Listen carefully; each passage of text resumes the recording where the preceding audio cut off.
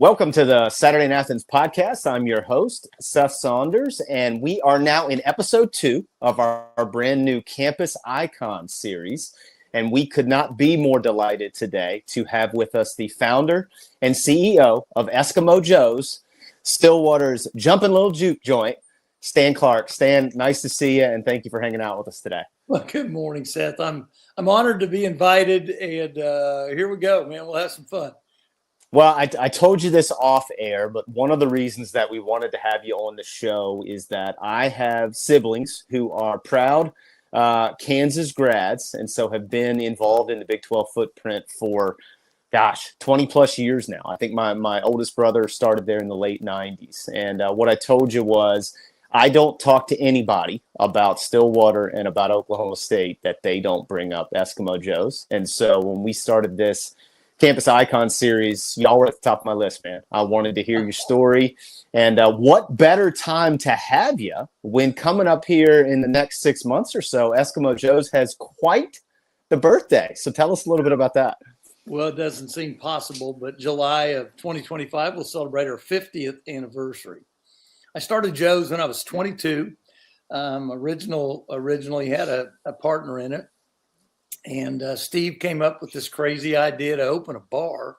You know, I'm laying on the couch at his house 2 weeks after graduation, graduated May of 75. And, you know, I'm industrious young college grad laying on the couch watching reruns of Star Trek. My father walks in and goes, "Hey, Clark, I'm going to open a bar." And I go, "Oh, man, I know where there's this neat little 2-story building for it. It's right down the street from the Gray Fox. I'll go in partners with you." Pardon me. So, you know, here we go. That is literally the inception of Eskimo Joe's. Within a half an hour, we'd driven down to the building and shook hands with the owner and said we'd take it. You know, it was a real complicated negotiation that ensued. We said, "Boys, if you want it just like you see it, I need $300 a month. If you want me to put an air conditioner in it, I need $350. We go, "Well, sir, we'll need air conditioning. let's do it." And so, you know, that is literally the inception of Joe's. So 50 years later, it's really all I've ever done. And, you know, what a blessing. But I appreciate your intro. And in all modesty, I can say when people talk about Stillwater, Oklahoma, they talk about Oklahoma State University, of course. And then not long after, likely Eskimo Joe's is going to come up. So we are, you know, we're just blessed. We've been doing business in the shadows of OSU for, well, it'll be 50 years in July. And it's just been an unbelievable ride. So grateful for all of the guests, all of the people. I love it. You know, when we play a conference foe, you know, how many people come. And for example, you know, some of the teams that travel best, like the University of Nebraska back in the day, by the time we would open on game day Saturday, our joint was packed with red. I mean, they just literally took it over. And K-State is not unlike that. You know, the purple people show up in a big way. But all of that being a blessing. You know, your title is Saturday in Athens, right? I remember, I don't know, maybe it's been a decade ago now, but we had a home and home with Georgia. And I just remember how nice the fans were. And then somebody went back to Athens and wrote into the school paper there something that Georgia fans ought to try to emulate the way the Oklahoma State fans treated them. And you know, that's kind of what OSU and Stillwater is all about. It's just a really friendly, open community. I don't know. So, you know, obviously I credit all of my success, frankly, to the people that work it every single day. Every time we interact with a customer, our brand is on the line, and we need to delight every guest, make them feel welcome, make them feel special, show them a great time, have a great product and ice cold beer. And, you know, just invariably all those things we have to execute on them to keep it going.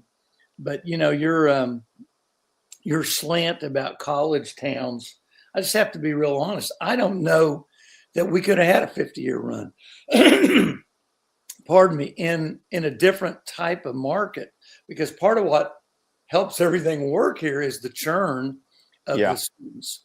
And so, we've got multi-generations of people now. It's so great. We'll hire a young person this week and, oh yeah, my mom worked here, 25 years ago or whatever. We make them wear Joe's shirts to work every day, all of our team. So, I'll go, that's you. Where'd you get that shirt? I got that from my grandma. We have so many of those legacy stories like that are just fascinating to us. Again, I don't know. Proudest legacy literally is how many tens of thousands of young people we've helped get through Oklahoma State University and move on to their careers. And then when they come back and they tell us, gosh, that was a great job. I had so much fun there. I made lifelong friends there, on. It's just very special. How special is it for you over the 50 years that for folks that go to Oklahoma State and are proud alums of Oklahoma State, or even folks that don't go there but love the university and are fanatics about the sports teams, whatever it may be, right? How special is it for now generations come back and Eskimo Joe's is a cherished part of their story and their Oklahoma State narrative? I just can't even begin to express the gratitude we feel. Just overwhelmingly grateful and happy. We have one fellow that's worked with us for north of 40 years now. His name is Jody Fowler, just a great guy. And his role was always the late night, kind of close the bar. That's his area. And when he hit 40 years, we had people from all over the country come back to help us celebrate Jody's 40th anniversary during our anniversary week that year. And it was just so humbling. I just can't even tell you the emotions. We have an outdoor patio now over Eskimo Joe's clothes, and that area was literally packed. And here's, kids from the last 40 years. I say kids, they're not so many of them anymore. But for Joe's to admit that much, and particularly their relationship with Jody, that's just cool. And so many, many, many have made lifelong friends there, and so that remains, And so anyway, I often say that's my proudest legacy is just all the lives we've touched, be it guests, be it team members. Heck, be it our supplier partners.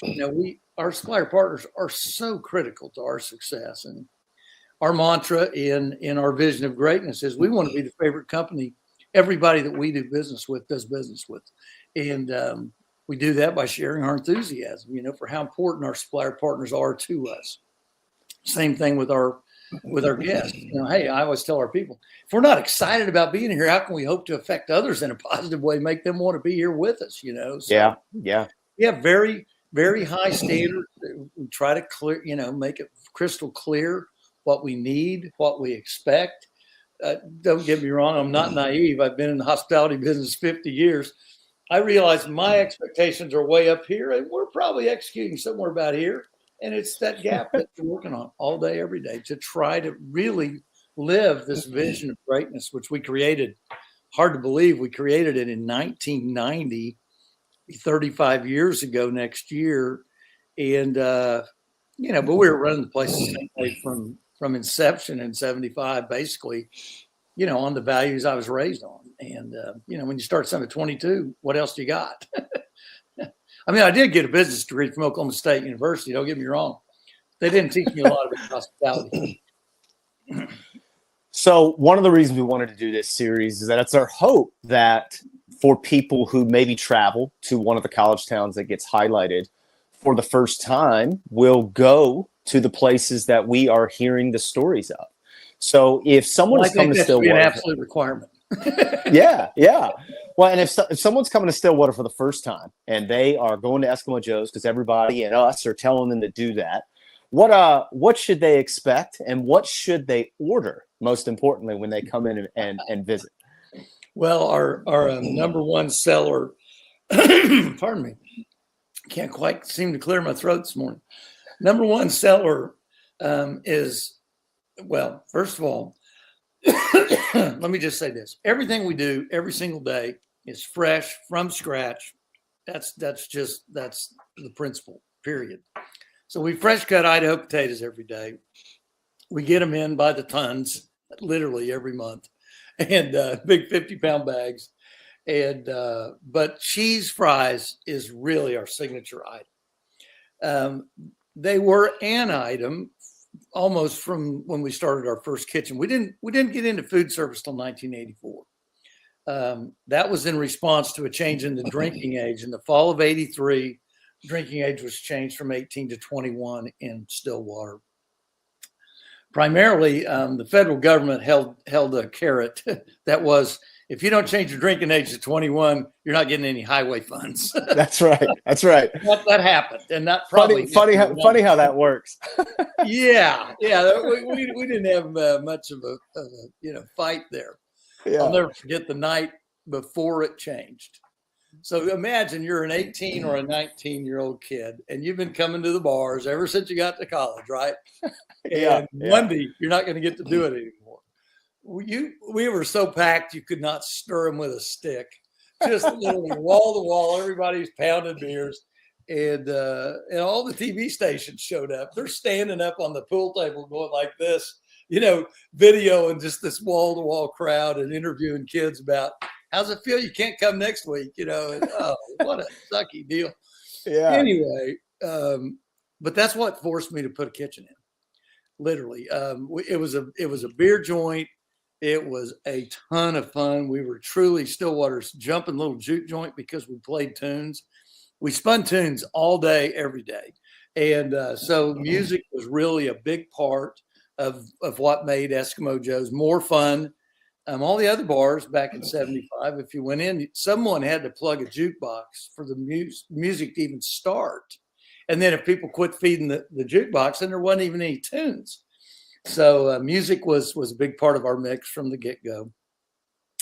The other thing we wanted to set our product apart was ice cold beer, Eskimo Joe's, that kind of makes sense. It's a homogenous product, everybody's selling the same beer. That was before light beer was even invented. So we tapped through. I grew up, shouldn't say that, but I did kind of probably, I might have sipped a couple before I was 18, but all it was they call them yellow bellies now, but original Coors Banquet beer. They came and ran my beer lines for me, so I was very loyal to them. That's all I tapped was Coors. We had Bud Long Necks on. If you were rich, you could afford a long neck. They were 45 cents. A 10-ounce straw was 30 cents when we opened Joe's. It's crazy. Anyway, hard to believe. That's good living. Yeah. Well, it sure was fun. And here's another interesting just tidbit. In the state of Oklahoma, 3-2 beer was controlled by the Oklahoma Tax Commission, not by the Able Commission. And it was classified non-intoxicating alcoholic beverage. We had a lot of kids. That's outstanding. Tried to press that probably to maybe determine if that was indeed true. But at any rate, so that's what we were. It was a bar. It was all about fun. And thankfully, some young entrepreneurs opened a T-shirt printing operation. The same summer, we were doing the remodel on the building to open Eskimo Joe's. They knocked on our front door. They said, "Hey, you guys why don't you print that cool logo on some T-shirts?" And we're like, "Well, I don't know." We were thinking, maybe Bev Naps or I don't know, bar stuff, earbuds, whatever. And thank goodness we let them talk us into that. We ordered 72 T-shirts. 3 dozen of them were kind of a gold color. 3 dozen of them were light blue. And we sold every one of them in the first week we were open. And it was just kind of some foreshadowing of some great things that were going to happen. Because there's one thing that sets Joe's apart. Again, most important thing is the loyalty and the trust that we have with our vast clientele base. I mean, that's without our customers, we're nothing, obviously. But that brand, Eskimo Joe's, that's really taken on a life of its own, and it's just been an unbelievable blessing totally beyond my wildest dreams. You know, today Eskimo Joe's Clothes Incorporated is actually a totally separate corporation. We go to market as Eskimo Joe's. That's the brand. You know, so from the restaurant, you walk right into Joe's Clothes, vice versa. But actually, it's two different companies, totally different leadership. They're just totally different businesses. You know, but we went all in on Joe's Clothes, and by the mid '80s, we were selling so many shirts over the bar. The bartenders couldn't hardly take care of the guests to pour a beer or to make a milkshake. And we got a lease on the little building next door. It had been called Andy's Grocery since back in the 30s. And anyway, that was awesome. So now we had a place people could walk in, touch, see, feel, and our sales, you know, jumped up. Then in 1988, the Tulsa World, it was on November 28th of 1988, not that I remember, published an article stating that Eskimo Joe's T-shirts were one of the most collectible in the United States, behind Hard Rock London and Hard Rock New York. Oh, wow. Oklahomans immediately lumped Hard Rock, and so the urban myth from that has been ever since that we're the second most sold T-shirt in the country. That was never really something I could substantiate, but I love it. If you stood around in Joe's Clothes today, all day, at least somebody would tell somebody else that story, and that we're one of the most, you know, they always lumped it together and said we're most sold. That was never really what it said. It said most collectible. I don't even know what that means exactly. I know it's really good for business. If you ever took it econ, you know, the graph goes like that, and moving up the demand curve is a good thing. But if something great happens, you have a shift in demand and the whole thing goes up. That was a shift in demand for us. I mean, the next November 28th to 12/24 of 88, our sales went through the roof because we were ranked. You know, we were rated. And people driving down from Kansas and in from Arkansas and just from all around. And it was just nothing short of amazing what that did. Well, let me share my best story, and it gets back to your question about what's your number one item on the menu. In May of 1990, George H.W. Bush is invited to Stillwater to speak to the graduates. He's going to be our commencement speaker. And it was a kind of an interesting time in history. The Eastern Bloc was falling. The Berlin Wall had just come down. And so it was kind of a platform opportunity for Bush to talk about his view of the New World Order. So it was kind of a big deal, to say the least. So when the president flies in, he's on one of three military helicopters. You can only imagine how loud those are coming into a small town. And there's this great big field just east of Gallagher-Iba Arena, in the football stadium, then called Lewis Field, where they land. And I guess they do three of them, so if there were a terrorist or something, they wouldn't know which one he's in. Right. Interesting stuff. You know, I never thought about anything like this. But at any rate, not to belabor this story too much, when President Bush starts his address to the crowd, about 40,000 people are there at Lewis Field. He says, "I wish Barbara could be with me here. She did tell me to get a beer and some cheese fries over at Eskimo Joe's." And the crowd goes nuts. And as they simmer down, he says, "Hoping they have enough T-shirts for all the grandchildren." Crowd goes wild again. Well, first of all, rest assured, the Bush grandchildren did get T-shirts. The whole family got them. But that day, our cheese fries became our signature item. And you can kind of see why. Yeah. Whenever I get a chance to go speak in public or somebody wants to hear my story, you know, which is always an honor, and I always accept if at all possible, you know, I'll say, all right, now here's your take-home value. Write this down. Get 40,000 of your best friends together. Right. The United States fly in and endorse your product. It really helps. Well, so hold on. I am fascinated by this. So walk me through that moment from your perspective. So as you're watching the president of the United States give an address at your alma mater, and he calls out and highlights your baby, the business that you've created, like, are you going? Am I in a simulation right now? Like, what is happening? I was there live and in person, and I bet I jumped up and down for 10 minutes. I mean, I was blown away, man. I was just going completely nuts. Yeah. I just can't even describe the feeling. And then here's something that's ironic about it. So when we do our cheese fries, like I said, fresh cut Idaho potatoes, cheese is melted on, it goes through an impinger oven, think a pizza oven. So it's just so piping hot. And the piece of china it's on is so hot that we have to put another piece of china underneath it so we can deliver it to the table. Well, within about 10 minutes after the commencement exercise, we're out of china because we never sold that many cheese fries. Yeah. So, it's just one of those things you'll just never forget in your whole life. I've actually got a great letter back from the president after that. He sent a thank you letter for all the T-shirts and all the things that we tried to do for the family afterwards. But not only, so the Bush family ended up being pretty great to us. Barbara came in 96. She did a speech on campus.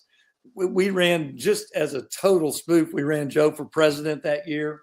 We had this great campaign button. And so we sent her a welcome deal over. We found out what hotel she was going to be in. So we sent her a nice welcome pack with some Joe's golf balls because we knew she golfed. And of course, we sent that button. Yeah. She comes out and she's got on a beautiful royal blue blazer, and it's got this black chenille, very wide lapelled collar on it. And she goes something to the effect, "I'm so proud so many of you students are here on a Friday night. I thought you'd all be over it." And she pulls back that lapel and she's got that Vote Joe for President button. And thankfully, an OSU photographer's up close on it. And so we have a picture of that.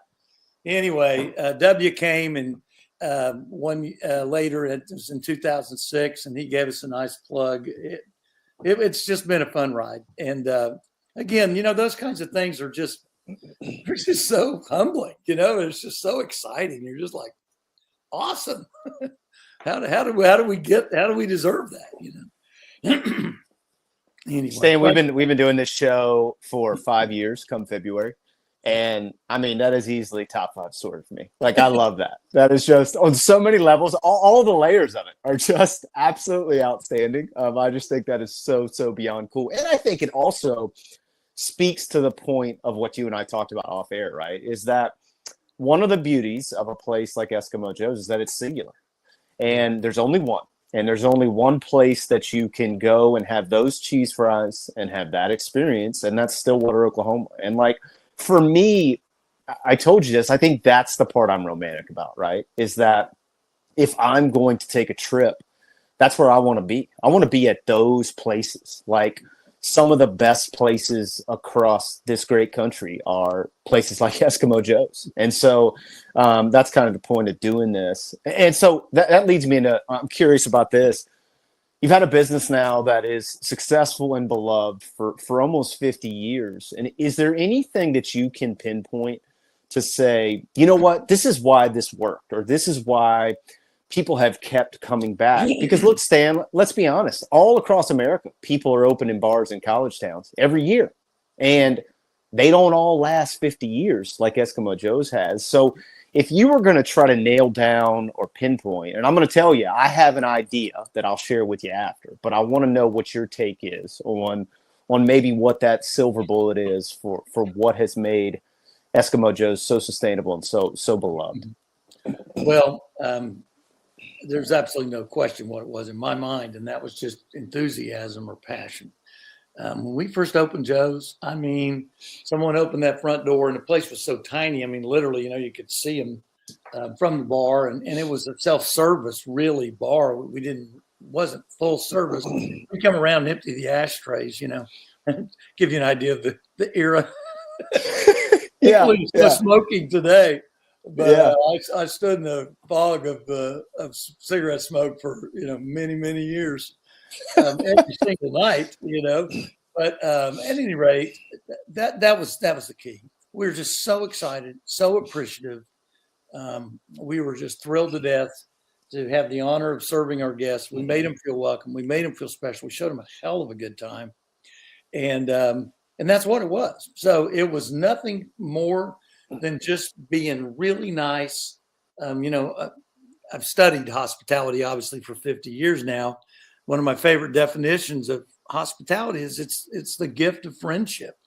Mm-hmm. But we've tried to befriend every single guest, make them feel welcome, make them feel special. And like I said, we just showed them a hell of a good time. That was our core product then. And I still think it's the most important thing we do today. I mean, you can go get a hamburger anywhere. You can go buy a t-shirt anywhere. We got to make people want the t-shirt. It's not. And so they need to have a great experience in the restaurant. And then, I will say this. So just sticking to the hospitality side, all about that. And then I will give myself a little dab of credit. I never viewed it as a short-term deal. Mm-hmm. I always had the long view, and I was always going to do right by the customer, no matter what it cost me in the short term. So really my story is way more a story of perspiration than it is inspiration. It's about that big of an idea, but we've worked the hell out of it for 50 years now. And that's the key, but you can't quit. Our vision of greatness says we hope to become a great company. We'll always be striving to become a great company because we're only as good as the last experience that the last customer had with us. However they left feeling, what's in the hearts and minds of our guests, that's what we're worth, period. Nothing more.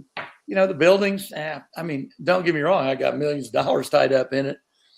But, if it's empty and Joe's isn't successful, it's really not worth anywhere close to what I've got in it. It's only worth it when our guests are loving it and keep coming and keep telling their friends. And so, at any rate, I think it starts just with that enough care and desire, empathy for the customer to really be willing to do whatever it takes. Our mission statement is simply to delight every guest by giving my best.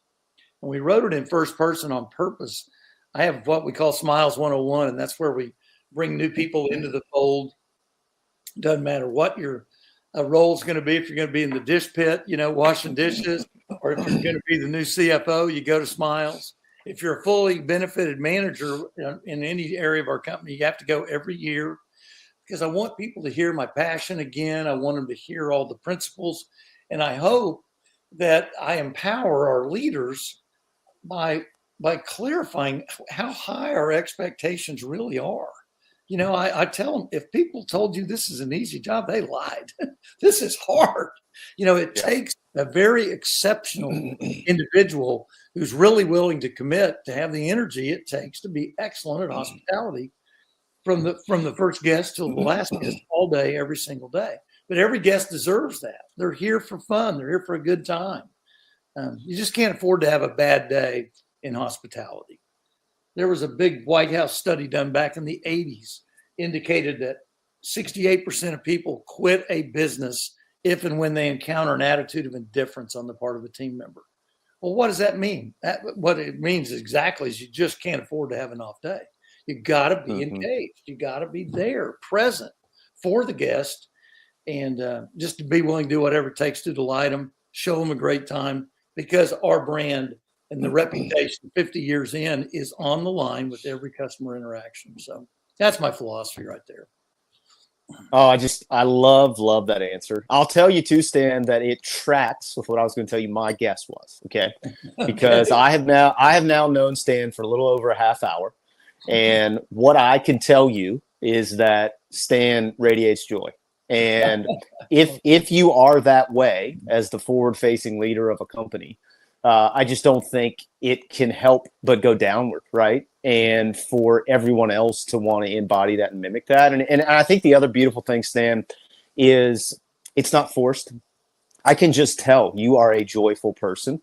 And I do think in a lot of ways, and I'm only 40, but I feel like I have learned this in my journey. In a lot of ways, man, being joyful is a choice. It's a choice we all have every day. Right. And to show up how you're showing up, man, I would, if I was working for you, it'd be easy for me to come to work and be my best, because to honor that would be, a responsibility I'd be glad to have. And so Yeah, that tracks. I mean, the passion piece that you talked about, I think that's it. Because you can't manufacture that, man. You can't hide that. And that will keep people coming back, because in so many ways, taking a visit to somewhere like Eskimo Joe's, it's an experience that you can't quantify, you can't put words around. It's something you want to feel, And at the end of the day, that's what you're doing, is trying to give people a feeling. And so, I love that answer, and I just know how genuine everything you said is. I know it's true, so I'll put it that way. Well, I'm glad that you feel that way. Thank you. All of those are super kind words, and I believe it from my heart. Like I say, I've got to lead from that, and I hope all the rest of the leaders in the company are willing and are present and are doing that all day, every day. And at the end of the day, we've got to get it all the way down to really our line employees. It's funny you said it would come down, and I just want to tell you, we actually view our org chart as an inverted triangle. I'm at the very bottom. It's my job to provide inspiration, financial resources, strategic direction. But as we go up the layers, the most important people in our organization are those that touch an external customer. Mm-hmm. And every opportunity where we touch an external customer, the whole brand's on the line. That's the deal. Most important people then, of course, are customers. Without them, we got nothing. And but anyway, that's how we view it. And so, but anyway, thank you for those kind words. It's just who I am, and I've loved it for 50 years, and I hope I got a whole bunch more left. Well, so speaking of the 50 years, y'all do a awesome celebration week, anniversary celebration every year. But so are there any special things in line for the big one? I mean, when the number changes on the first number, it's always a big deal, right? But I feel like 50, man, half 100, that's something. And so what is on tap this July to we've celebrate been meeting that milestone? about it for over a year now, trying to think, how can we one up everything we've ever done, because it does feel monumental. Mm-hmm.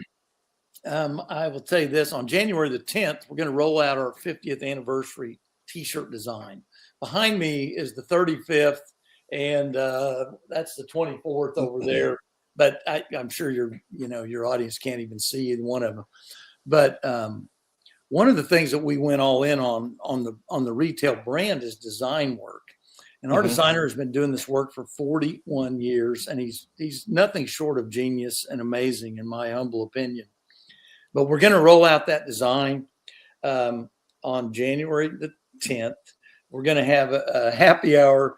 We created a beer, local microbrewery here in town, Elm Street Ale. And so we're going to have dollar draws. The first night I opened, it was 10-cent draws. So, but dollar's still pretty cheap. Dollar's pretty darn good, Stan. It's only 25. And we're going to have $5 cheese fries, but we're going to unveil this design. And when we do these unveils, the T-shirts will be stacked and on a shelf, on a, at any rate, the way we merchandise them in the store, but they'll be covered all day. You won't be able to see them. And at 5:30, when we unveil it, we'll have done an output that's about, 6 feet wide and 10 feet tall. And in the Joe Dome part of the business, the ceiling, the headroom is probably 30 feet all the way up. So anyway, we'll drop this huge thing down, and everybody will see the design, and we'll just be having a fun party. It's also the Friday night before school starts back on Monday. I mean, we strategically planned it, whether people see our promotion or not, we should be packed anyway, Yeah. Of course, we're inviting our bankers and our supplier partners and just all of our lifelong friends. And so I'm hoping it will be kind of a wall-to-wall scenario. But it's the launch party, and here we go. But we got all kinds of products and different ideas. And but all the way into July, on July the 19th, we're going to try to recreate a street party that was a tradition from about 85 to 93. And in 1993, the police estimated there were 37,000 people in the street right in front of Joe's, all the way from OSU on the west to Duck Street on the east. It was just this sea of humanity. And so that became that became kind of an annual reunion, and people were coming back from all over the country for it. Now, I'll admit, I don't regret much about my life, but I killed that, and I shouldn't have done that. But it was kind of scary. I mean, that's a lot of people. And a lot of people. I was having to meet with the police of Oklahoma State and the city of Stillwater and plan. And I'm learning more than I want to know about criminal activity and all the other things that happen in a community. Hey, I'm just fun, you know? Yeah. And somebody got shot about 3 or 4 blocks away from our deal. Had nothing to do with our street party, except that they probably wouldn't have been in town except for the street party. And there was a gang element that was kind of significant, you know, in Oklahoma City, and they were showing up. And I just thought to myself, you know, what if some crazy person just went nuts on that crowd? And what a black eye on the brand. And I don't know. At any rate, I quit it. I pulled back from it, and we haven't done it since. But people still talk about it. It's part of the lore. And so anyway, 93 to what is that? That's 32 years. It's been a while. All of us that go to it are a little longer in the tooth. But we're gonna recreate it. We've already, you know, let it out. We're already publicizing it, and it'll be fun. And if we get 3,000, it'll be great. If we get 5, it'd be better. If we get 10, it'll be something. But we'll see. But at least it's a focal point for the 50th anniversary. So it is something we're going to point towards. And but just lots and lots of things planned every single month, week in, week out, if you will. Just everything's just going to be elevated because it is it's a big number. It's a big number. That is, I mean, look, you should celebrate every year. Okay. No questions asked about that. But 50, man, 50 is longevity is, I think the longevity, especially with this story, is cool, Stan, because it's been yours the whole time. You know, we chatted with Greg Rago, who owns Nick's English Hut in Bloomington, Indiana, on IU's campus, and they are turning 100 in 2027.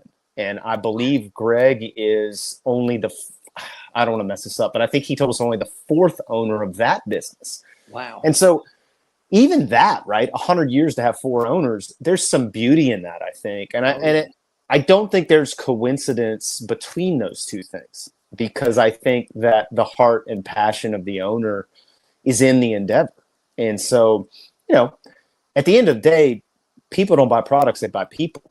And you can't overcome that. And so, I think that's neat. Well, I will assure you of this, Stan. I will be the proud owner of a 50th anniversary Eskimo Joe's t-shirt. So, well, it will be available at 5:30 p.m. Central Standard Time on January the 10th.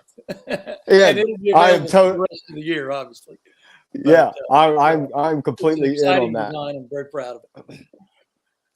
Well, look, Stan, we are beyond appreciative of you coming on today and sharing your story. I've loved it. And when I have occasion to be in Stillwater the next time, my first stop from the airport will be at Eskimo Joe's. But before we let you go, please reach out to Kendra and me and make sure we know you're going to be around, because we would love to meet you in person and give you the tour. Yeah, we would love that. Well, look, Stan, before we let you go, please tell our listeners any and every way they can support Eskimo Joe's. Well, okay. You know, it started as a bar, as you heard, sold a few T-shirts. Eskimo Joe's clothes is accessible on our website, eskimojoes.com, 24/7. Our entire product line is there. So obviously we'd love it. You can call us at 1-800-256-JOES, JOES. That's 5637. So that's a way. We decided that the way the market had rewarded us most candidly was through Eskimo Joe's clubs. Mm-hmm. So we built a brand out of a beer joint, is what I like to say. So we also have another company called the Eskimo Joe's Promotional Products Group, and we sell logoed merchandise to companies all over the country. And, you know, just leveraging what we know about design, about screen printing, about embroidery, but all promotional products of every single kind. And so that company, Eskimo Joe's Promotional Products Group, reach out to us. We would love to engage with you. It's business to business. So like I said, we're doing business with people all over the country. So we would be honored to help you with your branding needs. And then last but not least, we do have another full service restaurant here in Stillwater. It's called Mexico Joe's, founded in 1987. So we're in our 37th year and thriving. And it's about 2 blocks east of Gallagher-Iba Arena and Boone Pickens Stadium. So great location and just a wonderful concept. Sonoran Mexican food, again, same principles, everything fresh, made from scratch every single day. So come to Stillwater where you can eat at Joe's and put on a smile.